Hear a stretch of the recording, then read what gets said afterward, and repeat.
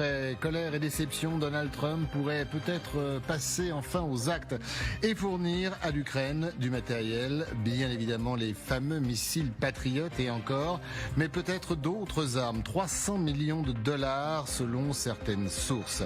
Alors bien évidemment, les alliés, les Européens, l'OTAN, tout le monde veut croire à ces nouveaux gestes de la part des États-Unis, même le président Volodymyr Zelensky. On l'écoute. Nous avons un dialogue très constructif avec le président Trump au sujet des systèmes Patriot. J'ai demandé 10 systèmes Patriot et une quantité appropriée de missiles pour ces systèmes. L'Allemagne est prête à payer. J'ai des accords avec elle pour 2 systèmes. La Norvège est prête à payer également.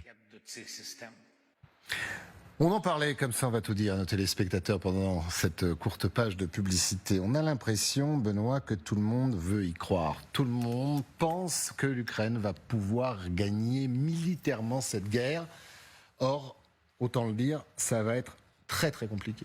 Aujourd'hui, il n'y a pas de solution militaire qui permettrait à l'Ukraine de reprendre l'avantage sur l'armée russe. La question de la livraison de systèmes Patriot, c'est déjà pour éviter que la situation n'empire en termes d'impact sur les infrastructures de l'Ukraine. Il y a des rumeurs qui ont commencé à sortir sur le fait que les Russes pourraient vouloir frapper les ponts du Dniepr, ce qu'ils n'ont pas fait jusqu'à présent, et ce qui, dans ce cas-là, isolerait de fait l'armée ukrainienne sur la rive orientale du Dniepr, ce qui affaiblirait considérablement sa logistique vis-à-vis notamment des aides qui viennent des pays occidentaux. Donc en réalité, les Russes ont encore des moyens d'escalade. Les Ukrainiens, eux, n'ont pas les moyens aujourd'hui de rétablir la situation militaire. Donc il n'y a pas de... Là, je parle, c'est le stratégiste qui parle.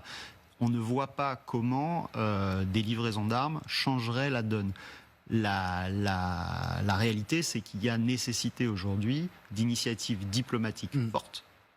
Mais dont pour l'instant on ne voit pas sur quelle base elle pourrait s'établir, dans la mesure où les Ukrainiens, on peut les comprendre, ne veulent pas accepter pour l'instant prendre une perte territoriale en particulier, et les Russes, eux, ne transigent pas sur leur but de guerre. Donc il y a une impasse. Et personne aujourd'hui est capable de les mettre autour d'une table et de négocier, puisque même les Américains, et vous le disiez Arthur, semble avoir échoué. Il y a une impasse, et donc dans cette situation-là, la conclusion logique qui s'impose, c'est que la solution, elle sera militaire et que ça risque d'être une victoire de l'armée russe. Ça veut dire que tant qu'on fournit des armes, on peut se dire que l'Ukraine potentiellement peut tenir. On gagne du temps pour arriver à une solution aujourd'hui de paix éventuelle. Oui, des armes, on peut continuer à en livrer. Il y a une chose qu'on ne peut pas livrer aux Ukrainiens, c'est des hommes. Ouais. Et la vraie pénurie pour les Ukrainiens dans les mois à venir, elle va être de ce côté. Et on fait les gros titres